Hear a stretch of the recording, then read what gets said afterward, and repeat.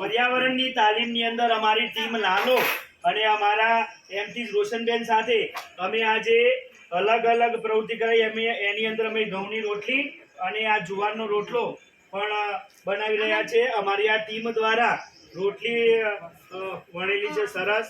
અને અમે આ એક લાઈવ પ્રવૃત્તિ આપણો ખોરાક, ખોરાકની મજા, બીજ બીજ બીજ બીજ કહે છે ખેડૂતની યાત્રા. તો આવો અલગ અલગ જે પ્રવૃત્તિ છે, અલગ અલગ જે એકમ છે, એ એકમ આપણે અને મને રોટલી બનાવતા સરસ આવડે છે એટલે ચીપિયાની સાથે સાથે અમે જાતે પણ કરીએ છીએ.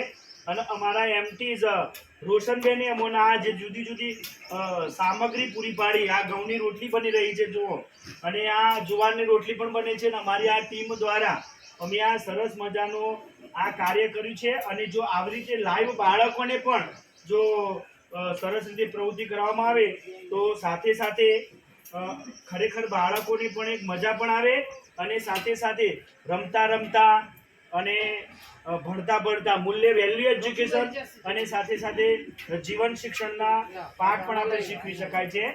તો બહુ જ સરસ રીતે, કેટલી સરસ રીતે રોટલી ફૂલે છે. હા, મારી ટીમ ધુરંધર ટીમ લાલો, તાળીઓથી વધાવો ભાઈ અનિલ ગુરુજીના કામને અને આખી ટીમના કાર્યને અભિનંદન છે. વાહ વાહ વાહ વાહ, બહુ આનંદનો કોઈ પાર નથી. આજ રૂડો આનંદ આનંદ થાય.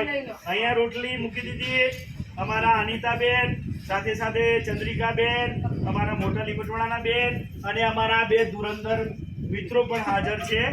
તો આ ટીમ લાલો ખરેખર સાચ અર્થની અંદર રોશનબેનની જે પ્રવૃત્તિ છે એ અમે 100% સાકાર કરીએ છીએ.